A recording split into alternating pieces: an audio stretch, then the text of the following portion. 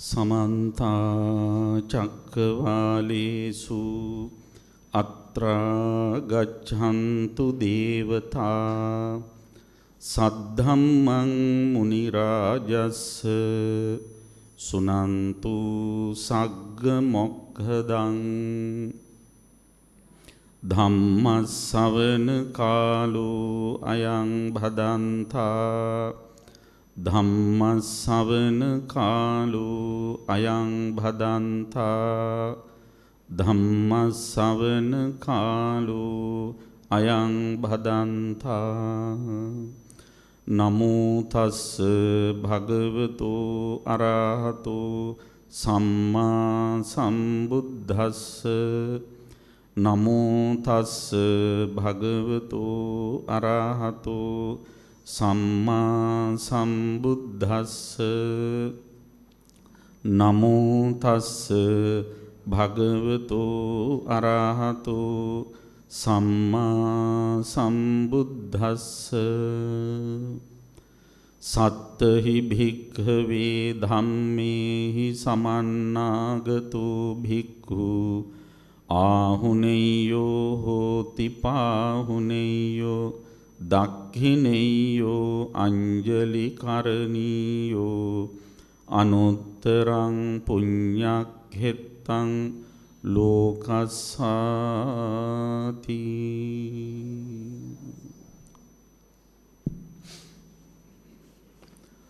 श्रद्धावंत सत्पुरुष කාරුණික පින්වත්නි දැන් හැමදෙනාම සූදානම් වන්නේ ධර්ම ශ්‍රවණය කරන්න බෞද්ධ රූපවාහිනිය ඔස්සේ බාහිර පටිගත කිරීමක් ලෙසින් පටිගත කරලා ලොව පුරා විසිරුවා හරිනු ලබන මෙම උතුම් ධර්ම දේශනාව පවත්වනු ලබන්නේ අප වැඩ සිටින කොළඹ 7 බෞද්ධාලෝක මාවතේ නාරද බෞද්ධ ධර්මායතනස්ත ධර්මශාලා පරිශ්‍රයේ සිටයි. මෙම උතුම් ධර්ම දේශනාව අද මෙලෙසින් සිද්ධ වෙන්නේ ඇයි කියන කාරණය මේ ධර්මශාලාවට පැමිණිලා සිටින සත්පුරුෂෝ ඔබ හැම දෙනාම හොඳින් දන්නවා. පෙබරවාරි මාසේ 27 වෙනිදාට යෙදෙන අපගේ 50 වන ජන්මදිනය නිමිත්තෙන් අපට ආශිර්වාද ප්‍රාර්ථනා කරමින් අපේ විහාරස්ථානයේ ශාසන සේවිකා සමිතියේ පින්වතුන් මුල් වෙලා ශාසන සේවක සමිතිය ධම්මදීප පදනම තුරුණු බුදුවිරු සංසදය පර්යාප්ති ධර්ම අධ්‍යයන සංසදය කියන මේ සමිති සමාගම් හැම එකකම සමාජික පිරිස සම්බන්ධ වෙලා ඒත් එක්කම අනුරාධපුර සිරිරහල් සෙනසුන් සංරක්ෂණ භාරය අලව්ව පැනසිහ සෙනසුන් සංරක්ෂණ භාරය කියන එම සමිතිවල පින්නතුනුත් සම්බන්ධ කරගෙන අප ඊටාම සමීපව ලෙන්ගතුව හිතයිශීව ඇසුරු කරන සත්පුරුෂ කල්යාණ මිත්‍ර ඔබ හැම දිනාම එකතු කරගෙන අපට සෙත් පතන්නටයි මේ දේශනාව මෙලෙසින් සිද්ධ වෙන්නේ. ඒ නිසා මේ අවස්ථාවේදී මම පළමුවෙන්ම අපට ආශිර්වාද කරන්න මේ අවස්ථාවට පැමිණ සිටින පින්වත් ඔබ හැම දෙනාම ඊටාම කරුණාවෙන් මෛත්‍රියෙන් සෙනෙහසින් යුතුව ස්වාගතම් කියලා පිළිගනු ලබන. ඉතින් ඔය ඇත්තෝ හැමෝගෙම පැමිණීම මට මහත් සතුටක් කියලා මම ඉස්සෙල්ලාම කියනවා. දුටු බලන පැතිවල මා ඊටාම සමීපව දන්න හඳුනන ඇසුරු කරපු මේ 50 වසර පුරාවටම අපේ ජීවිතයට මහත් ශක්තිය සපයපු අපට එළිය දුන්න අපට ජවය දුන්න අපට සවිය දුන්න අපේ කල්යාණ මිත්‍ර පිරිස මෙලෙසින් ඒක රාශී වෙලා සිටිනු දැක්ම මට මහත් නිරාමිෂ ප්‍රීතියක් බව මා පළමුවෙන්ම සිහිපත් කරන්න කැමතියි. ඉතින් සාමාන්‍යයෙන් උපන්දිනයක දවසක උපන්දිනී සමරණ එක්කෙනාම බණ කියන එක මොකද්ද කියලා කෙනෙකුට හිතෙන්න පුළුවන්. මං හිතුවේ සම්ප්‍රදාය වෙනස් කරන්න ඕන කියලා. ඒට හේතුවක් තියෙනවා. උපන්දිනයක් කියන්නේ ජීවිතයේ සුවිශේෂ අවස්ථාවක් නේ. 50 කියන්නේ ඊටත් වැඩි සුවිශේෂයිනේ. ඉතින් මේ 50 වසර පුරාවටම මා ගොඩ නැගුණේ විශේෂයෙන්ම සදැහැති දායක දායිකාවන්ගේ සහයෝගයෙන්. අවුරුදු 10 දී මා ගිහිගේ අතහැර පැවිදි වීම සඳහා පන්සලට ආවේ. මාතර මැද්දවත්ත සිරි වජිරඥාන ධර්මායතනින් පැවිදි වෙන්න අවුරුදු 2ක් ඉඳලා අවුරුදු 12 දී තමයි පරම පූජනීය මඩිහි පඤ්ඤාසිය මහානායක මාහිම්පාණන් වහන්සේගේ සහ අම්පිටිය ශ්‍රී රාහුල ලොකු හාමුදුරන් වහන්සේගේ ආචාර්ය උපාධ්‍යායත්වයෙන් පැවිදි වුණේ. එතකොට මට අවුරුදු 12යි. දැන් 50යි. ඒ කියන්නේ අවුරුදු 38ක් මම පැවිදි ජීවිතේ ගත කරනවා. මෙන්න මේ කියන කාල සීමාවේදී මාව රැක බලාගත්තේ අපේ දායක පිරිස. ඉතින් හාමුදුරුවරුන්ට අවවාදයක් කළා තියෙනවා.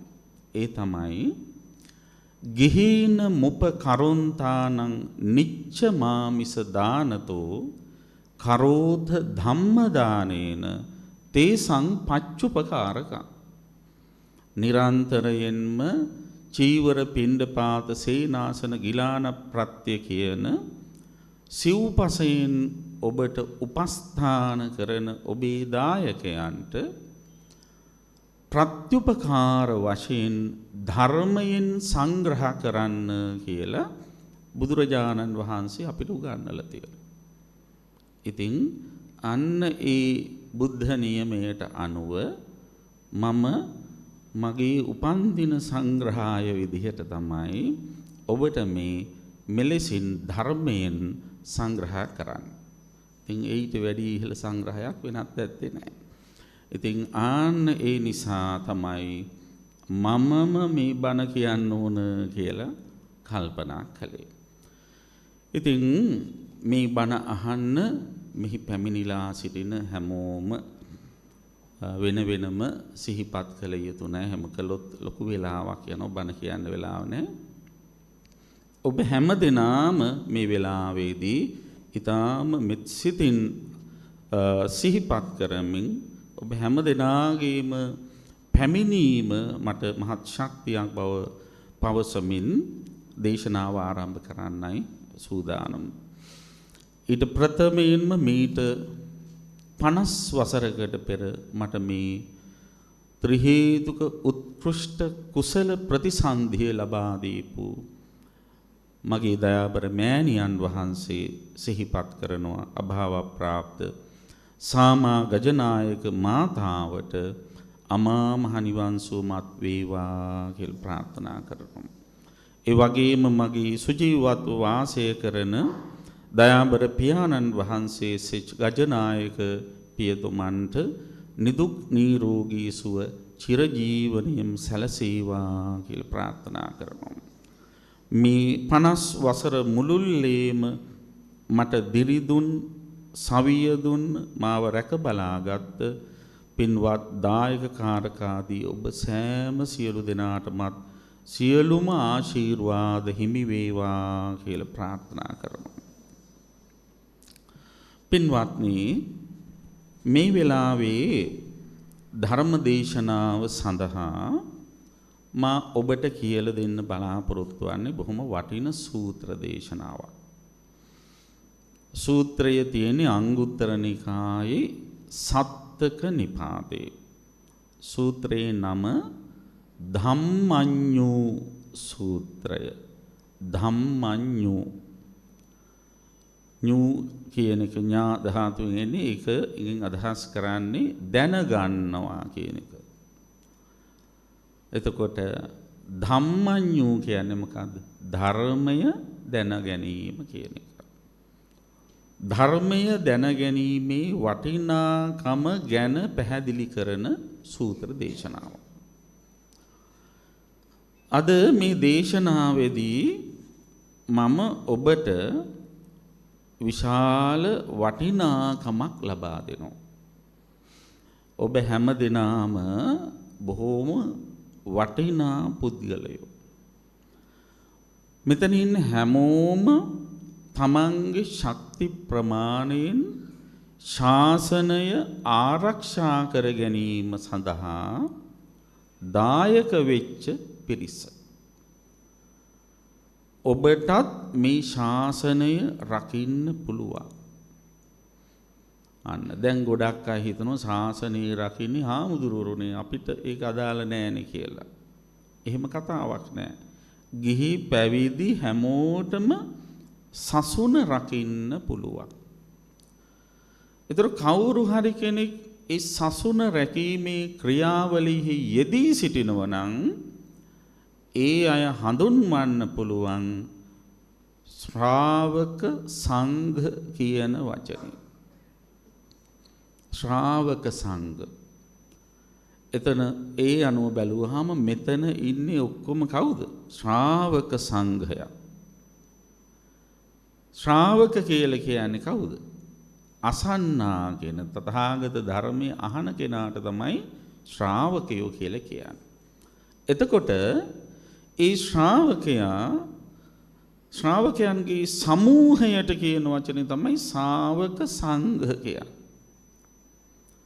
එතකොට ශ්‍රාවක සංඝයා කියන එක කොටස් 4කට බෙදලා තියෙනවා. ශ්‍රාවක සංඝයා කොටස් 4කට බෙදලා තියෙනවා. මොකද්ද කොටස් 4?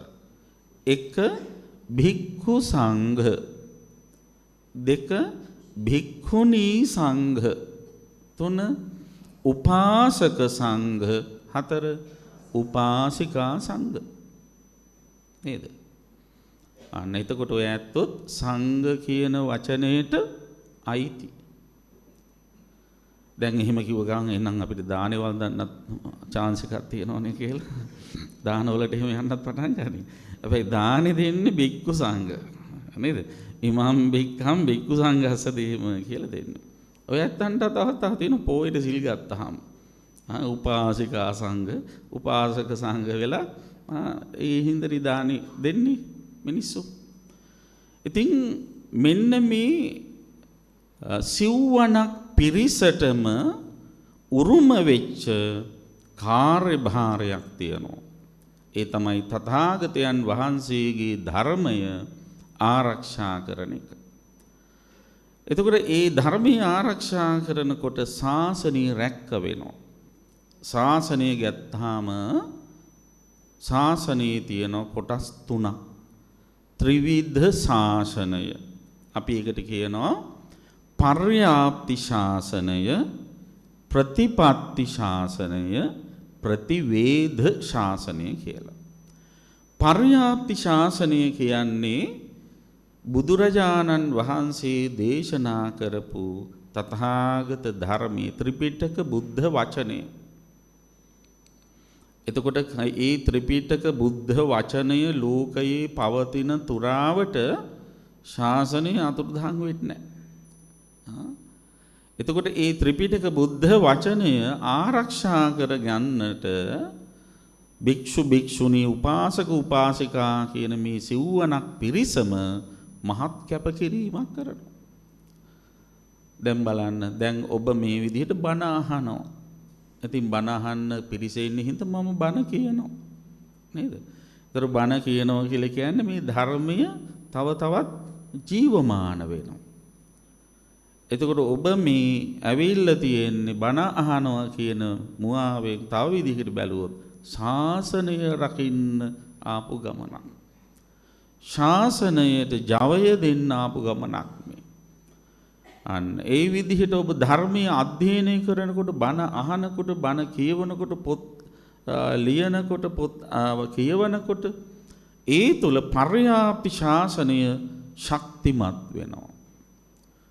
ඉන් පස්සේ මොකද තියෙන්නේ? ප්‍රතිපත්ති ශාසනය. ප්‍රතිපත්ති කියලා කියන්නේ උගත් ධර්මය ප්‍රායෝගිකව තමන්ගේ ජීවිතයට ගලපා ගන්න ස්වභාවය. ඔබේ ශක්ති ප්‍රමාණයෙන් එලෙසින් කටයුතු කරන්න නිරන්තරයෙන්ම වෑයම් කරන පිරිසක්. පංචශීල ප්‍රතිපදාවට අනුගතව පස්පව් වලින් වැළකීලා පන්සිල් රකිමින් පෝය අටසිල් දසසිල් ආදී සමාදන් වෙමින් දාන සීල භාවනාදී පින්කම් සිද්ධ කරමින් තමන්ගේ ශක්ති ප්‍රමාණයෙන් ප්‍රතිපත්ති පුරන්න වෑයම් කරන පිරිසක්. ඒ නිසා ඔබ ප්‍රතිපත්ති ශාසනයත් රකින්න අය. ඊළඟට ප්‍රතිවේද ශාසනය. ප්‍රතිවේද කියලා කියන්නේ අසා දැනගත ධර්මී ප්‍රත්‍යක්ෂ වශයෙන් අවබෝධ කරගන්න. එය සිද්ධ වෙන්නේ රහත් වුණාම. ඉතින් ඒ තැනට යන්න තමයි අපි මේ හැමෝම මේ විමුක්තිය කරා ගමන් කරන්න තමයි වෑයම් කරන්නේ, මහන්සි වෙන්නේ. මෙන්න මේ කියන තුන්බුදු සසුන ආරක්ෂා කරගන්න යමෙක් කටයුතු කරනවා නම්, කැප වෙනවා නම් ඒ අය සංඝ. ඒ අයට පුළුවන් සංඝයා වර්ණනා කරපු ගුණ වලින් වර්ණනා කරන්න. දැන් සාමාන්‍යයෙන් අපි හාමුදුරු කෙනෙක් වටිනකොට නේ කියන්නේ සුපටිපන්නෝ භගවතු ශාවක සංඝෝ උජුපටිපන්නෝ භගවතු. එහෙම කතාවක් නැහැ. ඒක අපි සම්ප්‍රදායික විදිහට හදාගත් එකක්. ගිහි අයටත් සුපටිපන්න වෙන්න පුළුවන්. ගිහි අයටත් උජුපටිපන්න වෙන්න පුළුවන්. ඥායපටිපන්න වෙන්න පුළුවන්. සාමීචිපටිපන්න වෙන්න පුළුවන්. සරලව කිව්වොත් ගිහි පැවිදි හැමෝටම ආර්ය ශ්‍රාංගික මාර්ගය ගමන් කරන්න පුළුවන්. නිවන් මාර්ගෙහි යන්න පුළුවන්. ඒතර එහෙම ගමන් කරන කෙනා මේ කියන සංඝ ගුණ වලින් යුක්තයි. ගිහියෙක් හෝ පැවිද්දෙක් වුණා. එතකොට අන්න ඒ වාගේ ගුණයන්ගෙන් යුක්ත කෙනෙක්ව පිදිය යුතු ආකාර කිහිපයක් ධර්මයේ දක්වනවා. ඉතින් මම මේ ටික කිව්වේ බුදුහාමුදුරුවෝ මේ ධම්මඤ්ඤු සූත්‍රයේදී මතක් කරනවා ධර්මකාරණා 7කින් සමන්වෙච්ච ශ්‍රාවකයා භික්ෂුව එහෙම නැත්නම් මේ යම් කෙනෙක් වේ නම් ගිහි පැවිදි අන්න ඒ තැනැත්තා ආහුනේය පාහුනේය දක්ඛිනේය අංජලිකරණීය අනුත්තරම් පුඤ්ඤක්ඛෙත්තං ලෝකස්ස කියන මේ ගුණයන්ට සුදුසු කෙනෙක් කියලා මතක් කරනවා. එතකොට අපි ඉස්සෙල්ලාම බලමු මේ ගුණයන්ගෙන් මේ ආහුනේයාදී ගුණයන්ගෙන් එහෙම නැත්නම් ඒ පුදන ක්‍රම වලින් පුදන්න සුදුසු කවුද කියලා. බුදුහාමුදුරු දේශනා කරන පළවෙනි කෙනා මේ ලෝකේ ඉන්න පුද්ගලයෝ 7 දෙනාගෙන් පළවෙනි පුද්ගලයා තමයි ධම්මඤ්ඤු. ඔන්න මතක තියාගන්න. ධම්මඤ්ඤු. ධම්මඤ්ඤු කියන්නේ මොකද්ද? ධර්මය දැනගන්න කෙනා. ධර්මය කියලා කිව්වහම මෙතන තථාගත බුදුරජාණන් වහන්සේගේ ධර්මය. බුදුහාමුදුරුවෝ ජීවත් වෙලා ඉන්න කාලේ ධර්මය ත්‍රිපිටකයට බෙදලා තිබ්බේ නැහැ. ත්‍රිපිටකයකට ධර්මයේ බෙදුවේ පළවෙනි සංගායනාවෙන් පස්සේ. බුදුහාමුදුරුවෝ ජීවත් වෙලා ඉන්න කාලේ ධර්මයේ බෙදලා තිබුණා කොටස් 9කට. ඒ කොටස් 9ට කියනවා නවංග ශාස්ත්‍රු ශාසනය කියලා. ශාස්ත්‍රු කියන්නේ බුදුහාමුදුරන්ගේ ශාසනය කියන්නේ අනුශාසනා. බුදුහාමුදුරුවෝ අනුශාසනා කරපු රිද්මය, රටාව, ස්වභාවයේ ශෛලිය මත පදනම් වෙලා ඒ ධර්මයේ කොටස් 9කට බෙදලා තිබුණා. සුත්ත ගෙය්‍ය වෙය්‍යාකරණ ගාථා උදාන ඉතිවුත්තක ජාතක අබුද ධම්ම වේදල්ල ආදී වශයෙන්. තර සුත්ත කියලා කියන්නේ සම්පූර්ණයෙන්ම සූත්‍ර දේශනා. ගෙය්‍ය කියලා කියන්නේ ඒ සූත්‍ර දේශනාවල තියෙන තනිකරම සමහර සූත්‍ර තියෙනවා ගද්‍ය වලින්ම දේශනා කරපු වාක්‍ය විතරයි. ගාථා සමහර දේශනා තියෙනවා ඒ ගාථා වලින් විතරයි ඒ දේශනා තියෙන්නේ. දැන් සරල ගත්තොත් කරණීය මෙත්ත සූත්‍රේ, රතන සූත්‍රේ ඒවයි තියෙන ගාථාවල්නේ. ඒ ශෛලියට දේශනා කළා තියෙනවා. ව්‍යාකරණ කියන්නේ එක වචනයක් අරගෙන ඒක විස්තර කරලා තියෙනවා. දැන් උදාහරණයක් ගිරිමානන්ද සූත්‍රය ගත්තාම ගිරිමානන්ද සූත්‍රයේ දස සංඥාව විස්තර කර හඳුන්වලා ඊට පස්සේ ඒක එක දස සංඥාව වෙනම හඳුන්වලා දීලා තියෙන විස්තර කරලා තියෙන ව්‍යාකරණ ස්වභාවය. ආන්නේ ඒ විදියට බුදුහාමුදුරුවෝ ධර්මය විවිධාකාරයෙන් කියලා තියෙනවා. ඒ කියලා තියෙන ධර්මය ඒ විදිහට දැනගන්නව නම් යම් කිසි කෙනෙක් ආන්‍යයා ධම්මඤ්ඤු වෙනවා. ඒතර ධර්මයේ දැනගන්න පුද්ගලයා කවුරු වෙනවද? පිළිය යුත්තේක් වෙනවා. ධර්මයේ දැනගත යුත්තා ධර්මයේ දැනගන්න කෙනා ධම්මඤ්ඤු පුද්ගලයා බුදුහාමුදුරු දේශනා කරනවා ආහුනෙය්‍ය වෙනවා කියලා. ආහුනෙය්‍ය කියන්නේ මොකක්ද? ආහුනෙය්‍ය කියලා කියන්නේ දුර හිටියක් හොයාගෙන ගිහිල්ලා වඳින්න සුදුසුයි කියන්නේ. දැන් එහෙම කරනවනේ සාමාන්‍ය කවුරු හරි මේ ධර්මයේ දැනගත්තාම ඒ ධර්මයේ දන්න කෙනාව ඈත දුර පළාතක හිටියත් අපේ සදහැවතුන් හොයාගෙන ගිහිල්ලා වඳින ස්වභාවයක් තියෙනවා. හැබැයි හොයාගෙන යන්න ඕන ධර්මයයි. මම නිතර කියන කතාවක්. සමහරු ධර්මයේ නෙවි හොයාගෙන යන්නේ එක එක ස්වාමීන් වහන්සේලාගේ යම් යම් ප්‍රතිපත්ති නේද? දැන් ඔන්න අපි හිතමු සමහර හාමුදුරුවෝ ඉන්නවා. ඒ හාමුදුරු වනගතව ජීවත් වෙන්න හරි කැමති. ආරණ්‍ය වාසීව ඉන්න කැමති. ඉතින් වනගත වෙලත් සමහර වෙලාවට කැලේ එළියට එන්නේ කලාතුරකින්. ඉතින් මොකද කරන්නේ? සමහර වෙලාවට ලග්ගල කැලේ වෙන්න පුළුවන්, සිරිපාද අඩවිය වෙන්න පුළුවන්. සතියකට සැරයක් වගේ තමයි එළියට එන්නේ. දැන් සමහර දායක මොකද කරන්නේ? ඒකට පැහැදෙනවා.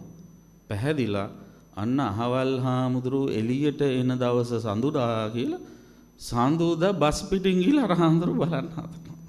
නේද? එහෙම නැත්නම් අර හාමුදුරුවෝ ඉන්න තැන හොයාගෙන එතෙට්ට යනවා. ඒ හාමුදුරුවෝ අනගත වෙලා ඉන්නේ විවේකයෙන් ඉන්න ඕනේ හින්දා. අපේ දායකයෝ ටික මොකද කරන්නේ? අර හාමුදුරුවෝ හොයාගෙන ගිහලා ඒ හාංග විවේකේ නැති කරනවා. එහෙම ටිකක් අමනෝක්‍ය ක්‍රියාවලුත් තියෙනවා. නමුත් අපේ ගෞරවය තියෙන්න ඕනේ එහෙම නෙවෙයි. දැන් මම තව උදාහරණයක් කියනවා බණ කියනකොට සමහර දායකයෝ පැහැදෙනවා හාමුදුරන්ට. මොකක් නිසාද? සිරිප්පු දාන්න නැති හින්දා. නේද? එහෙම පැහැදින අය තියෙනවා. පැහැදිලා පූජා කරන්නෙම සිරිප්පු. ඉතින් මොකද වෙන්නේ? සිරිප්පු දාන්න නැති හින්දා පැහැදෙන්නේ. නමුත් පූජා අනේ මේ හාමුදුරන්ගේ කටු වෙන්නේ නැති කියලා උන සිරිප්පුම් පූජා කරනවා. ඉතින් ඒ වාගේ සමහරු ඉන්නවා. ඒක එච්චර බුද්ධි ගෝචර ක්‍රියාවක් නෙවෙයි. පැහැදෙන්න ඕන ධර්මයට. ධර්මයට පැහැදිලා සොයන්න ඕන ධර්මය. ඉතින් බුදුහාමුදුරු දේශනා කරන ධර්මයේ දන්න කෙනෙකුට පැහැදුනාම ධර්මයේ දන්නේ කෙනා දුර හිටියත් හොයාගෙන ගිහිල්ලා ධර්ම සාකච්ඡා කරනවා. ධර්මය අහනවා. ආහුනෙය්‍ය පාහුනෙය්‍ය බැරි වෙලාවත් ඒ කෙනා ධර්මයේ දන්න කෙනා ළඟට ආවොත් වෙන කාට හරි දෙන්න තියෙන දෙයක් දීලා අමුත්තන්ට දෙන්න තියෙන දෙයක් දීලා හරි සලකන්න සුදුසුයි. පාහුනෙය්‍ය. දක්ඛිනෙය්‍යයි. අන්න බලන්න. දක්ඛිනෙය්‍ය කියන්නේ පරලෝසපත් ඥාතීන්ට පින් අනුමෝදන් කරන්න දෙන දානෙට තමයි දක්ෂිනාව කියන්නේ. ඒතර ඒ වගේ දන් පිළිගන්නන් සුදුසුයි අර ධර්මයේ දන්න කෙනා. ඊට පස්සේ අංජලි කරණීයයි. අත් දෙක නලලේ තියලා වඳින්න සුදුසුයි. අර ධර්මයේ දන්න කෙනා. ඊට පස්සේ අනුත්තරම් පුඤ්ඤක්කෙත්තං ලෝකස. ලෝකයාගේ උත්තරීතර පින් කුඹුරක් වගේ. ඒ වගේ අයත් එක්ක එකතු වෙලා පින් කරාම සාමූහික වේ ඒ පින් කරන අයගේ පින් ඵල වැඩි වෙන්නේ හේතුවක් වෙනවා. අන්න එතකොට ඒ කවුද? ධම්මඤ්ඤු ධර්මයේ දන්න කෙනා.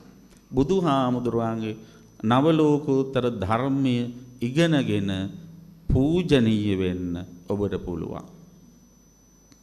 ඒ නිසා හොඳට ධර්මඥානෙ දියුණු කරගන්න ලැබිච්ච මේ වෙලාවේ මොකද කරන්න ඕන? පුළුවන් තරම් ඒක උත්සාහ කරන්න ඕන. මම මේ දවස්වල නිතර කියන කතාවක් තමයි අපි හැමෝම දක්ෂ වෙන්න ඕන. මොකටද? කල දුටු කල වල ඉහ ගන්න දක්ෂ වෙන්න ඕන. සාමාන්‍ය කතාවට නම් ඒක ටිකක් සෙල්ෆිෂ් නේද? හරි ආත්මාර්ථකාමී ක්‍රියාවක් කියලා හිතන්නේ කල දුටු කල වල ඉහ ගන්න එක. මේකට දෙන්න පුළුවන් ඊටාම හොඳ ධර්මාර්ථයක්. මොකක්ද? වල කියන්නේ හිතට. ඉහ ගන්නවා කියන්නේ මොකද්ද? සාමාන්‍යයෙන් ওই ලිං ඉහිනවා කියලා අපි නිතර භාවිතයේ තියෙන වචනයක් තියෙනවා. ඉහිනවා කියන්නේ මොකද්ද? ඔව් පිරිසිදු කරනවා කියන එකයි. අපිරිසිදු ජලය පිරුණාම ලිං පිරිසිදු කරනවා. ලිං ඉහිනවා. එහෙනම් වල ඉහිනවා කියන්නේ මොකද්ද? සරලව කිව්වොත් හිත පිරිසිදු කරගන්නවා. හිත පිරිසිදු කරගන්න නම් ඒකට සුදුසු කාලයක් තියෙන්න ඕන. අන්න ඒකට කල දුටු කල කියන්නේ. මොකද්ද සුදුසු කාලේ? සුදුසු කාලේ තමයි පළවෙනි කැස් කන්නාසාදී ඉන්ද්‍රියන්ගේ විකලත්වයක් නැති හොඳ මනුෂ්‍ය ජීවිතයක් තියෙන්න ඕන. හොඳ නොහොඳ කල්පනා කරන්න පුළුවන් ඥාන ශක්තියක් තියෙන්න ඕන. ඊට පස්සේ හොඳ පරමාර්ථ මනුෂ්‍ය ජීවිතයක් ලබාගෙන බුද්ධෝත්පාද කාලෙක ඉපදෙන්න ඕන. ඊට පස්සේ කල්යාණ මිත්‍රයෝ ඇසුරට ලැබෙන්න ඕන. ඒ කල්යාණ මිත්‍රයන් හරහා සද්ධර්මයේ ශ්‍රවණය කරන්න අවස්ථාව ලැබෙන්න ඕන.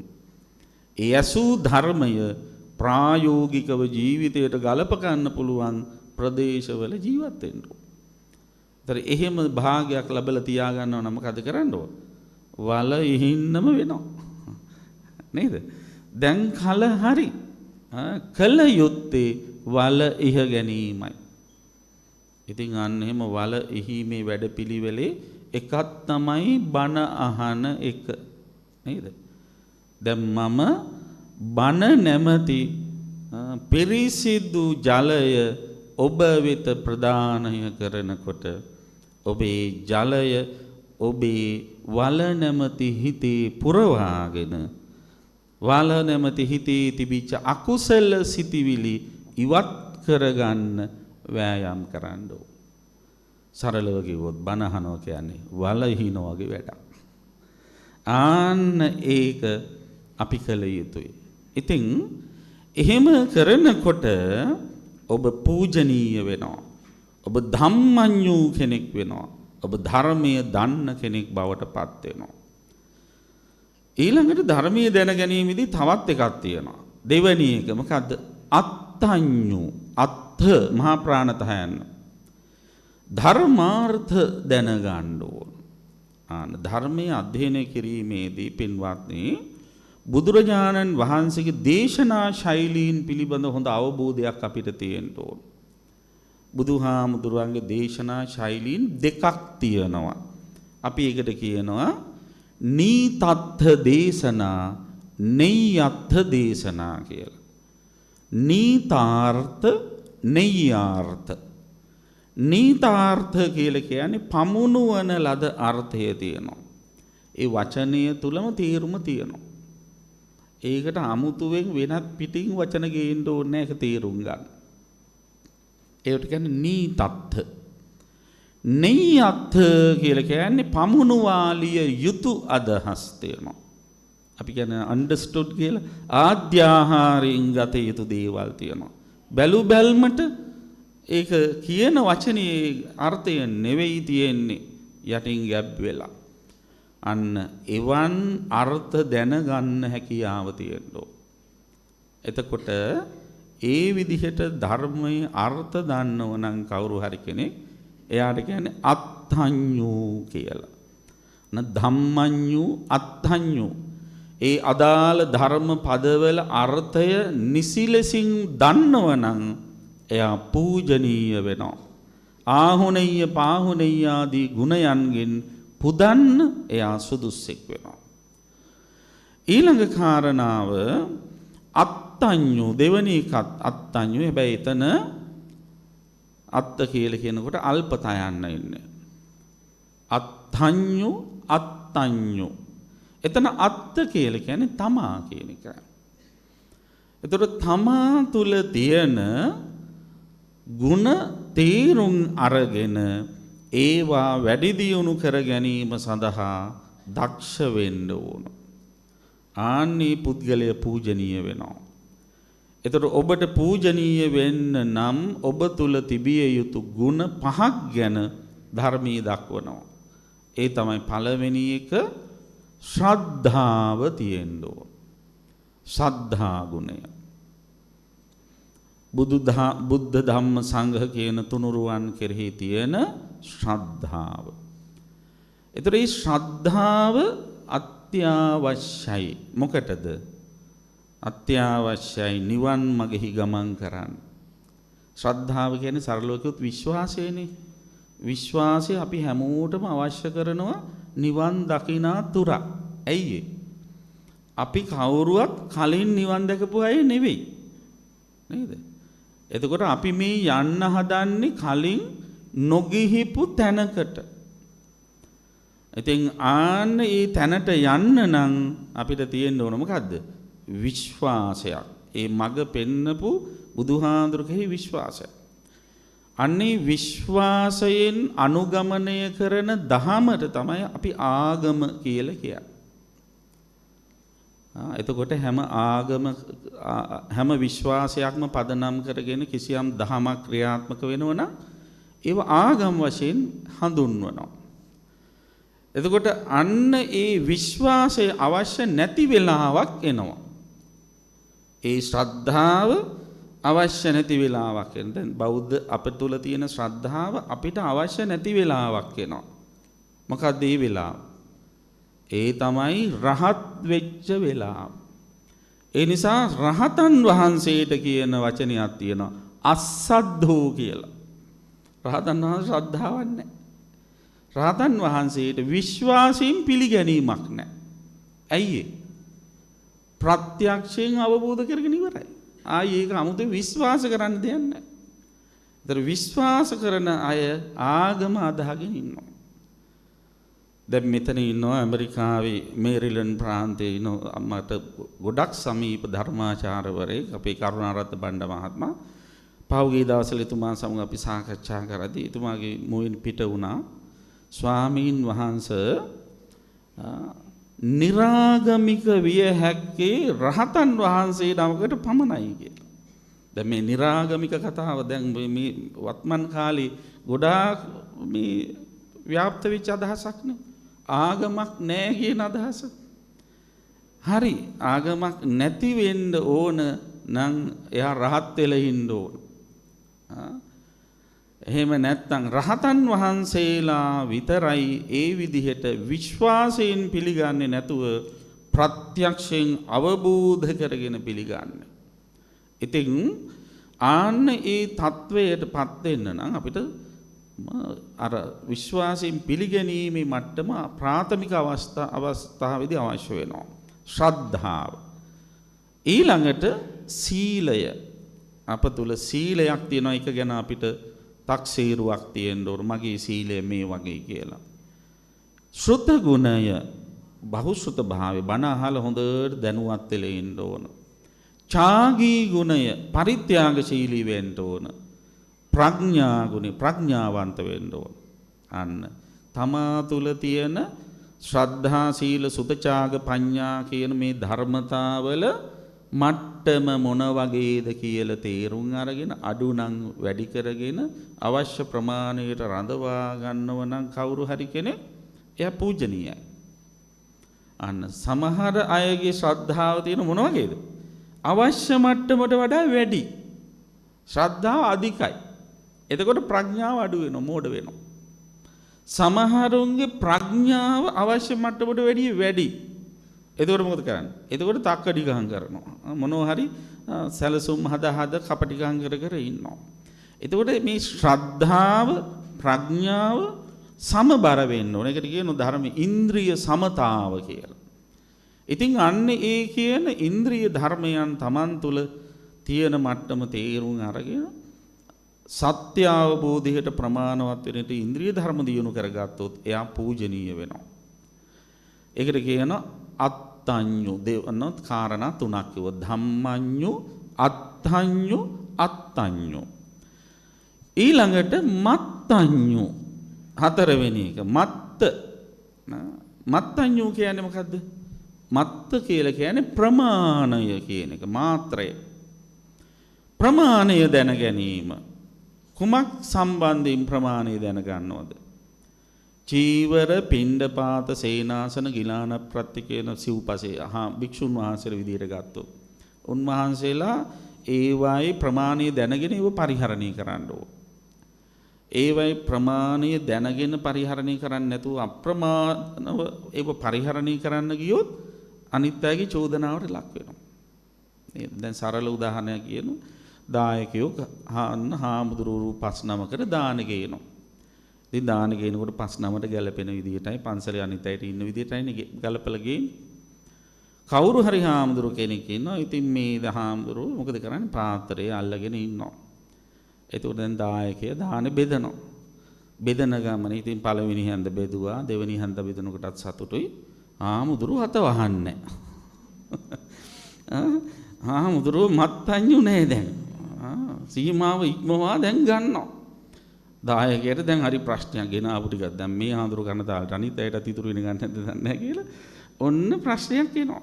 එතකොට අර හාමුදුරුවෝ කෙරෙහි අප්‍රසාදයක් එන්න පුළුවන්.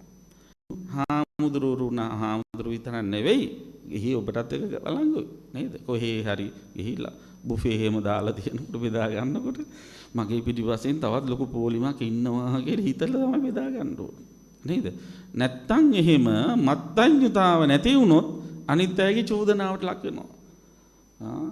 අර දුර ඉඳලවත් හොයාගෙන ඉන්නේ නැහැ. ළඟට ආවත් දෙන්නේ නැහැ ඊට පස්සේ. නේද? ඒ නිසා මාත්‍රඥතාවය කියන එක හරීම වැදගත් දෙයක්. සිව්පස පරිභෝග කිරීමේදී මාත්‍රඥතාවය දැන ගැනීම පූජනීය වෙන්න, ගෞරවය ලැබෙන්න හේතුවක්. ඊළඟට පස්වෙනි එක කාලඤ්ඤු. කාලඤ්ඤු කියලා කියන්නේ මොකද්ද? කාලය හොඳට දැනගන්න. කාලය කියන්නේ මොකද්ද? කාලය කියන්නේ ඒ දේවල් කරන්න සුදුසු කාලය. ඔන්න දැන් මේ වැඩේ කරන්න සුදුසුයි. ඒ හින්දා මේ කාලෙ මේක කරන්න ඕන. ඒකෙන් අදහස් කරන්නේ රාහු කාලය නෙවෙයි හොඳද? ගොඩක් අය හිතන්න පුළුවන් ඒක කියලා. ඒක නෙවෙයි මේ කතා කරන්නේ. යමක් අපිට කියන්න හිතෙනවා නම් හිතට ඒක වචනෙන් පිට කරන්න සුදුසු කාලයක් තියෙනවා. ආනි සුදුසු කාලෙද තමයි ඒක කියන්න ඕන. නුසුදුසු කාලයක කියලා හරියන්නේ නැහැ. දැන් මං නිතර කියන එක දැන් ඔය ගෙදර දොරේ අඩුපාඩු වුණත් එහෙමයි. නේද? දැන් සමහර නෝනල ඉන්නවා මහත්තය මහන්සි වෙලා හවස වැඩට ගිහිල්ලා ගෙදර ආපු ගමන් තොරතෝන්චියක් නැතුව අඩුපාඩු කියනවා. ගෑස් නැහැ, වතුර නැහැ, සීනි නැහැ, තේකොළ නැහැ නේ. එහෙම කියන්න එපා. එහෙම කිව්ව ඒ මිනිහට ආපහු වැඩට යන්න හිතෙනවා. මේ ඊට වැඩි හොඳයි ඔෆිස් එකට වෙලා හිටියනම් කියලා. නේද? ඒ නිසා ඒක කියන්න වෙලාවක් තියෙනවා. කාලඤ්ඤු. අන්න ඒක දැනගන්න. මේ මහන්සියෙන් ඉන්න වෙලාවේ තවත් ඒ ඔළුවට දැම්මොත් ප්‍රශ්නයක් වෙයි. අනේ ඒ විදිහට බලන්න ඕන. යමක් කියනකොට යමක් කරනකොට හොඳට කල්යල් බලලා ඒ දේ ප්‍රකාශ කරන්න, ඒ දේ ක්‍රියාත්මක කරන්න ඉගෙන ගත්තොත් එයාට පූජනීය වෙන්න පුළුවන්. එයා අනේම අපි ගැන හොඳට හිතලා බලලා තමයි යමක් කරන්නේ. වචනයක් කිව්වත් හිතලා බලලා තමයි එයා කියන්නේ කියලා එයා හරියට ಗುಣ වර්ණනා කරනවා. ඒ කාලඤ්ඤු ගුණය ඊටාම වැදගත්. ඒ වගේම තමයි කාලඤ්ඤ දැන් බණ කියනකොටත් කාලඤ්ඤු හරියට වැදගත් වෙනවා. නේද? දැන් මේ වගේ channel එකකින් ඇවිල්ලා රෙකෝඩ් කරනකොට අනිවාර්යයෙන්ම පැයෙන් නවත්තන්න වෙනවා. කාලඤ්ඤු වෙන්න වෙනවා. නේද? නැත්තම් සමහර වෙලාවට බණ කියන්නත් ගත්තාම ඔහේ කියාගෙන යන පැය ගණන් කියාගෙන යනවා. එතකොටත් මිනිස්සුන්ට එපා වෙනවා. නේද? ඔය පැය ගණන් ඇහුවත් ඔය ඔක්කොම මතක හිටින්නේ නැහැ. මේ මොලේ ධාරිතාව බොහොම සීමිතයි. අන්න ඒක දැනගෙන ඒකට ගැළපෙන විදිහට හදා ගන්නවා. ඒ හින්දා තමයි මං රිවිෂන් එකක් දෙන්න පුරුදුනේ. අන්න ඒකෙන් අර කාලය කළමනාකරණය කරලා ඔබට කෙටි කරලී ධර්මයේ කියන්නේ. ඉතින් කාලඤ්ඤු කියලා කියන්නේ ඊටාම හොඳ ගුණයක්. ඔන්න මතක තියාගන්න. ඒ දේවල් කරනකොට සුදුසු කාලේ දැන ගන්න ඕන. ඒ විතරක් නෙවෙයි. පින්දහම් කරනකොටත් කාලඤ්ඤු වෙන්න ඕන. නේද? දැන් අපි දැනගන්න ඕන දැන් මේ කාලෙදී සිල් ගන්න ඕන කාලේ. මේ කාලේ දන් දෙන්න ඕන කාලේ. මේ කාලේ භාවනා කරන්න ඕන කාලේ. ඔය ආදි වශයෙන් කාලේ වෙන් කර ගන්න. දැන් භාවනා කරන්න ඕන කාලේ කියන්නේ හොඳට හිත ශක්තිමත් වෙලා තියෙන කාලේ. නේද? මතක ශක්තිය එහෙම හොඳට තියෙන කාලේ තමයි භාවනා කරන්න ඕන. ඇයි ඒ? ගොඩක් අය භාවනා කරන්න යන්නේ ඔක්කොම අමතක වෙන කාලේ. සමහර ඔක්කොම අමතක වෙනවා කියන්නේ කර්මස්ථානියත් මතක නැහැ. කර්මස්ථානේ ඉක්මනට අමතක වුණාම මොකද වෙන්නේ? ඊට පස්සේ ලේසිම වැඩේ නිදා ගන්න එක. නේද? ආන්න බලන්න කාලඤ්ඤු නැහැ. පුළුවන් කාලේ හැකියාව තියෙන කාලේ හිත ශක්තිමත් කරන්න පුළුවන් කාලේ ඒකෙන් ප්‍රයෝජන ගන්න ඕන. අන්න ඒක කාලඤ්ඤු වෙනවා. මෙයා බලන්න මේ කාලේ ඉඳලම මෙහෙම ජීවිතයේ සැලසුම් කරගෙන ගොඩනගා ගත්ත කෙනෙක් කියලා වර්ණනා කරනවා. ඊළඟට ධර්මෙහි දක්වනවා පරිසඤ්ඤු කියලා එකක්. පරිසඤ්ඤු පරිස කියලා කියන්නේ කවුද? පිරිස. දැන් බුදුහාමුදුරන්ගේ කාලේ හිටියා මොනවාද බ්‍රාහ්මණ ශාස්ත්‍රීය වෛශ්‍ය ශුද්‍ර කියලා එහෙම පිරිස්. ගිහි සමාජයේ පිරිස් හතරක් හිටියා. ඒ වගේම භික්ෂු භික්ෂුණී උපාසක උපාසිකා කියලා පිරිස් හිටියා. ඒ අය හොඳට දැනගන්න ඕන. පරිසඤ්ඤු පිරිස දැනගන්න ඕන. ඒ පිරිස දැනගන්නවා කිව්වහම කොහොමද? මේ කෙනා ශ්‍රද්ධාවන්තයි, මේ කෙනා සිල්වන්තයි, මේ කෙනා ප්‍රඥාවන්තයි, මේ කෙනා ත්‍යාගශීලී, මේ කෙනා මේ විදිහට උදව් කරලා තියෙන, උපකාර කරලා තියෙනවා, මේ කෙනා මේ වගේ කියලා වෙනම කියන්න දැනගන්න. දැන් මට පුළුවන් මෙතන ඉන්න ඔක්කොගෙම මූණ දිහා බලලා කියන්න. මං කියන්නේ නේද? ඉතින් මට එහෙම හැකියාවක් තියෙනවා. මේ ඇවිල්ලා ඉන්න මේ 300කට 400කට අධික හැම කෙනෙක් ගැනම කියන්න පුළුවන් හැකියාවක් මා තුළ තියෙනවා. එතකොට අන්න ඒ වගේ ඒ දැන ගැනීම ඊටාම වැදගත් වෙනවා. දැන් හාමුදුරු කෙනෙක් විදිහට පන්සලක ඉන්න හාමුදුරු කෙනෙක් විදිහට දායකයන්ගේ නම් ටික දැනගන්න ඕන. නේද? දායකයන්ගේ දරුවන්ගේ නම් ටික මට පුළුවන් බහුතරයක්ගේ නම් කියන්න මෙතන. බහුතරයක්ගේ ඒ දරුවන් සම්බන්ධයෙන් කියන්න පුළුවන්කම තියෙනවා සමීපව පන්සල ඇසුරු කරන අය. ඉතින් අන්න ඒ ගතිය හැමෝටම වැදගත්. ඒ පිරිස හඳුනා ගැනීම පූජනීය වෙන්න හේතුවක් කියලා ධර්මයේ දක්වනවා. ඊළඟට හත්වෙනි කාරණාව දක්වන පුද්ගල පරෝ වරඤ්ඤෝ හෝති කියලා. ඒ කියන්නේ දෙආකාරයකින් යුක්ත පුද්ගලය හඳුනා ගන්න දක්ෂ වෙන්න ඕන. දෙආකාරයකින් යුක්ත. කවුද ඒ? ඔන්න මේක ඊටාම මේ සූත්‍රයේ තියෙන හරය තියෙන තැන මෙතනයි. මේ ලෝකේ පුද්ගලයෝ අතරේ සමහරව ඉන්නව ආර්යව දකින්න කැමති. සමහරව ආර්යව දකින්න කැමති නැහැ. ආර්ය කියලා කියන්නේ බුදු පසේ බුදු මහරහතන් වහන්සේලා ආදී ධර්මය කියලා දෙන අය. දකින්න කැමති අය ඉන්නවා, දකින්න අකමැති අය ඉන්නවා. එතකොට ඔන්න වර්ග දෙකක් ඉන්නවා. ඒ වර්ග දෙකෙන් අර දකින්න කැමති පිරිස ඉන්නෝනේ. ඒ පිරිස ආපහු කොටස් දෙකකට බෙදනවා. ධර්මීය අර ආර්ය දකින්න කැමති අය. මොකද ඒ කොටස් දෙක? ඒ තමයි ඒ අය අතරේ සමහරු ඕහිත සෝතෝ ධම්මං පටිස්සුනාත්. අන්න හොඳට කන් යොමාගෙන බණ අහනවා. සමහරු එහෙම කන් යොමාගෙන බණ අහන්නේ නේද? අන්න දැන් එහෙම ඉන්න පුළුවන්. දැන් මෙතන උනත් ඉන්න පුළුවන්. දැන් මෙතන ඉන්න හැමෝම වගේ කන් යොමාගෙන ඇස් අයාගෙන එහෙම බණ අහන අය තමයි මෙතන ඉන්නේ. ඒක හොඳයි.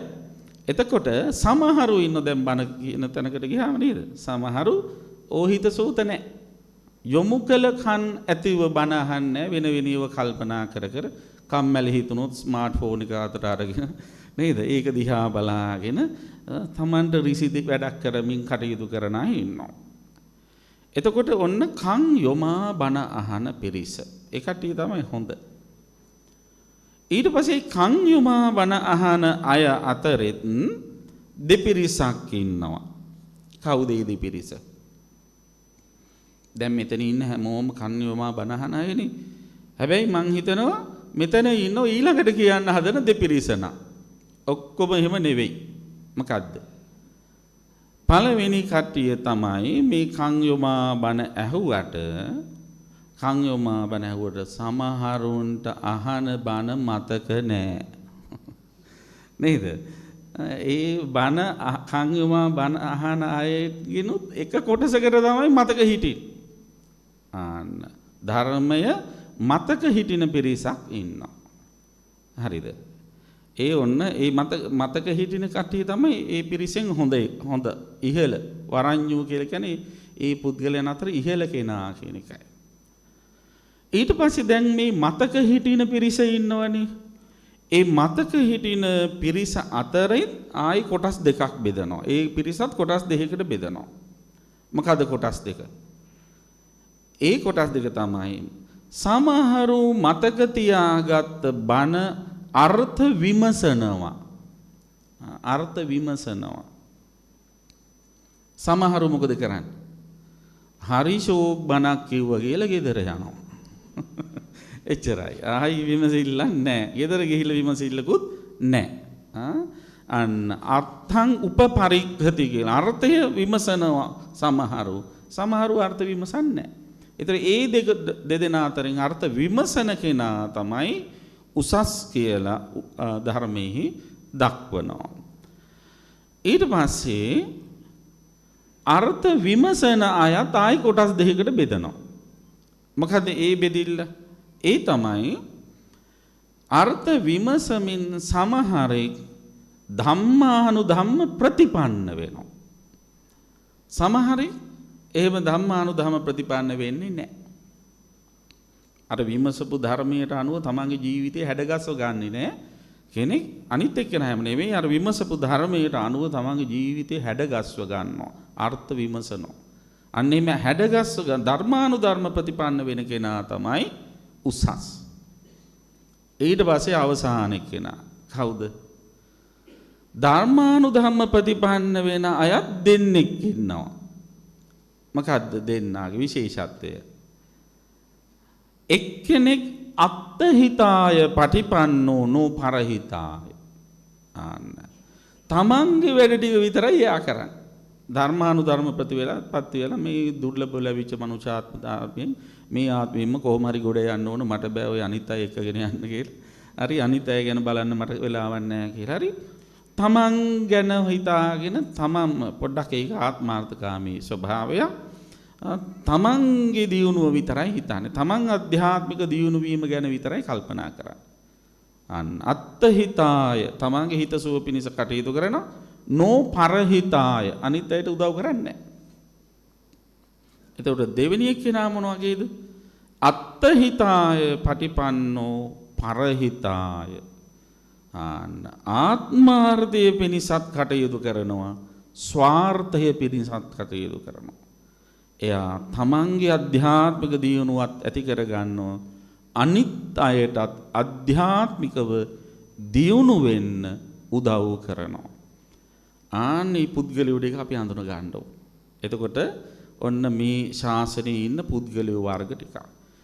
එක්කෙනෙක් ඔන්න ඉන්නවා ආර්යෝ අඳුනනවා ආර්යයන්ට කැමති ආර්යයන්ට සමහරු අකමැති. කැමති එක්කෙනා බණ අහනවා හොඳට කන් යොමාගෙන සමහරු බණ අහන්නේ නැහැ.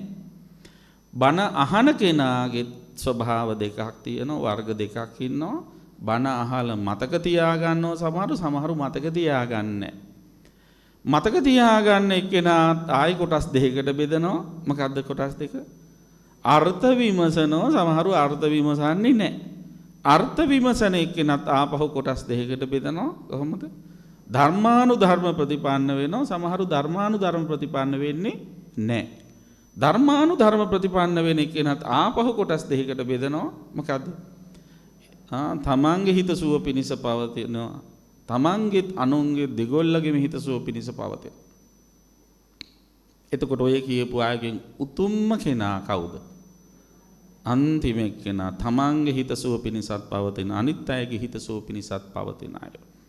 අන්න එවන් පිරිසක් වෙන්න ඔබ අදිෂ්ඨාන කරගන්න ඕන. ඒ වාගේ පිරිසක් බවට ඔබපත් වුනොත් ඔබ දුර ඈතක හිටියත් හොයාගෙන ඇවිල්ලා ඔබට වඳීවි. ඔබ ළඟට ආවොත් වෙන කාට හරි දෙන්න තියෙන දෙයක් දීලා හරි ඔබට සලකාවේ. පින්දහම් සිද්ධ කරනකොට ඔබව ඒකාන්තයෙන් මේ පින්දහම් වලට එක් කරගනීවි. ඔබ දකින විට අත් දෙක නල්ලල තියලා වඳින්න තරම් ඒ තැනැත්තාට ඔබ ගැන හැඟීමක් ඇති වේවි. ඔබත් එක්ක එයා පින්දහම් සිද්ධ කරමින් එයාගේ පින්ඵල වැඩි කරගනීවි. ආන්න එවන් පුද්ගලයෝ බවට පත් වෙමින් මේ සම්බුදු සසුන තවත් චිරස්ථායී කරන්න ඔබ වෑයම් කරන්න. ඒ සඳහා අංගුත්තර නිකායේ සත්තක නිපාතේ ධම්මඤ්ඤු සූත්‍රය ඇසුරෙන් කළ මේ අනුශාසනාව ඔබ හැම දිනාටම උපකාරයක්ම වේවා කියලා අපි සිතින් ප්‍රාර්ථනා කරනවා. ආකාසට්ඨා ච භුම්මට්ඨා දේවා නාග මහිද්దికා පුඤ්ඤන්තං අනුමෝදිත්වා චිරං රක්ඛන්තු ශාසනං චිරං රක්ඛන්තු දේශනං චිරං රක්ඛන්තු ත්වං සදා. ධර්ම ශ්‍රවණානි සංසින් හැමත උතුම් නිවන් සුව සැලසේවා. පින්වත්නි, දැන් අපි හැමදෙනාම මේ උතුම් පින්කම සිදු කරලා අප්‍රමාණ පින් සිදුවිලි පහල කරගත්තා. වටිනා ධර්ම දානමය පින්කමක් සිදු කළේ.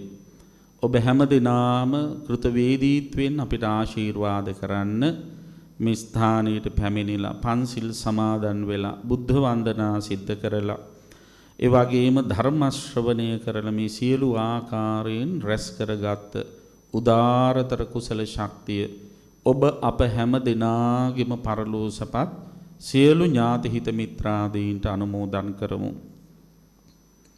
විශේෂයෙන්ම අපාචාර්යෝත්තම අපවත් වී වදාළ මඩිහි පඤ්ඤාසී මහානායක මාහිමිපාණන් වහන්සේ, අම්පිටියේ ශ්‍රී රාහුල නායක මාහිමිපාණන් වහන්සේ, තලල්ලි සීල රතන ලොකු හාමුදුරන් වහන්සේ, නාවුටුනේ ගුණසිරි ලොකු හාමුදුරන් වහන්සේ, මහාචාර්ය ධම්ම විහාරි ස්වාමින් වහන්සේ, ඩෙන්මාර්කේ මෙත්තා විහාරි ස්වාමින් වහන්සේ, අතිපූජනීය නාරද මහා ස්වාමින් වහන්සේ, ගංගොඩවිල සෝම ස්වාමින් වහන්සේ, පැලෑණී සිරි වජ්‍රඥාන මහානායක මාහිමිපාණන් වහන්සේ ඇතුළු ඒ සංඝ පරපුරේ අපවත් වී වදාළ සියලුම මහ සංඝරුවනට අපි පින් අනුමෝදන් කරමු.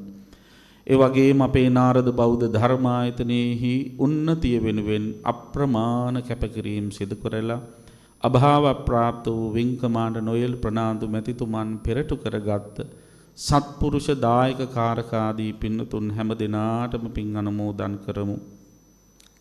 ඒ වගේම අපේ දයාබර මෑණියන් වහන්සේ සාමා ගජනායක මාතාවට පින් අනුමෝදන් කරමු. අපේ ශාසන ජීවිතයට මහත් ශක්තියක්ව කටයුතු කරලා මීට මාස 2කමාරකට පමණ කලින් අභාව ප්‍රාප්ත අපේ පාලිත අයියා ප්‍රේමපාලිත මහත්මයාටත් අපි මේ පින් අනුමෝදන් කරනවා. ඉතින් අපේ පරලෝ සපත් සියලු ඥාතීහු පින් අනුමෝදන්ව සුවපත් වෙත්වා භව ගමන සුවපත් කරගෙන අමා නිවනින් සැනසෙත්වා කියලා සාදු කියලා ඥාතීන්ට පින් දෙමු. ලෝකයේත් සම්බුද්ධ ශාසනයත් සුරකින්න සියලු දෙවියෝ පින් අනුමෝදන් වෙත්වා. පින් අනුමෝදන් වන දෙවියන්ගේ දේවාශීර්වාදය රැකවරණය මේ පින්වත් සෑම සියලු දෙනාට අපට දයාබර මව්වරුන්සේ පියවරුන්සේ සහෝදර සහෝදරයන්සේ දූපුතුන්සේ ඊ타ම ලෙන්ගතුව අප සමගින් කටයුතු කරන මේ සත්පුරුෂ පින්නතුන් ඇවිල්ලා ඉන්නේ. ඒ හැම දිනාටම දෙවියන්ගේ ආශිර්වාද රැකවරණ සිද්ධ කරත්වා. විශේෂයෙන්ම අපේ ශ්‍රේෂ්ඨාධිකරණ විනිසුරු සෝබිත රාජකරුණා මැතිතුමන් ඊ타ම අනතිමානී ගුණයෙන් යුතුව හැමදාම අපේ පින්කම් වලට ආරාධනා කළ සැනින් පැමිණෙනවා. එතුමාටත් ඒ වගේම අභියාචනාධිකරණ විනිසුරු ධම්මික ගණේපොළ මැතිතුමන්, බන්දුල නිශාංක කරුණාරත්න මැතිතුමන්, ඒ ආදී ඒ විනිසුරුවරුන්ට, හිටපු ජනාධිපති ලේකම්තුමන්ට, අපේ අයිත් වීරතුංග මැතිතුමන් ඇතුළු ඒ සත්පුරුෂ කල්යාණ මිත්‍ර බොහෝ දෙනා පැමිණ සිටිනවා. ඉතින් අපිට වේදහෙදකම් කරන දොස්තර මහතුරු ඇවිල්ලා ඉන්නවා. මගේ ගීතවලට සංගීතයේ සපයන සංගීතඥයෝ එතන ඉන්නවා. ගීත ගායනා කරපු පිරිස ඉන්නවා. ඉතින් අඳුරන සමීපතම හිතවත් හැමෝම තමයි මේ ඇවිල්ලා ඉන්නේ. හැම දිනාටම දෙවියන්ගේ ආශිර්වාද රැකවරණ සිද්ධ කරත්වා කියලා සාදු කියලා දෙවියන්ට පින් දෙමු. මේ උදාරතර කුසල ධර්මයන්ගේ අනන්ත ආශිර්වාද බල මහිමෙන් පින්වත් ඔබ හැම දිනාටම විශේෂයෙන්ම මේ පින්කම සංවිධානය කිරීමේදී පුරෝගාමීව කටයුතු කරපු පිරිස ඉන්නවා. මම ඒ අය හොඳින් දන්නවා. ඒ ඇත්තන්ට මම කෘතවේදීව ආශිර්වාද කරනවා, සෙත් පතනවා. මේ විශාල පිරිසක් ඒක රාශී කරන්නට මහත් කැපවීමෙන් කටයුතු කරපු පින්නතුන්ට, ඒ වගේම ශාසන සේවිකා සමිතිය කෘත්‍යාධිකාරී පාලක මණ්ඩල සභිකාවයන්ට, ශාසන සේවක සමිති සභාපතිතුමන් පෙරටු කරගත් හැම දිනාටම අපි ආශිර්වාද කරනවා, සෙත් ප්‍රාර්ථනා කරනවා. මේ සිද්ධ කරගත් උදාරතර ධර්ම දානමය කුසල බලයෙන් ඔබ අපි හැම දිනාටම කායික මානසික සුවපත් භාවය සැනසෙල්ල උදා වේවා. අපේ දයාබර පියාණන් වහන්සේටද නිදුක් නිරෝගී සුව චිරජීවනය සැලසේවා. මේ උදාරතර කුසල් අප හැමට අමා නිවන් සුව පිණිසම පවතිවා කියලා සාදු කියලා ප්‍රාර්ථනා කරමු. ඔහොම වැඳ ගන්න හැම දිනාටම ආශිර්වාද කරනවා. අභිවාදන සීලිස්ස නිච්ඡං බුද්ධාපචායිනෝ චත්තාරෝ ධම්මා වඩ්ඩන්ති ආයුවන්නෝ සුඛං බලං ආයුරාරෝග්‍ය සම්පatti සග්ග සම්පatti මේවච අතෝ නිබ්බාන සම්පatti ඉමිනාතේ සමිජ්ජතු. හැම දිනාටම තෙරුවන් සරණයි.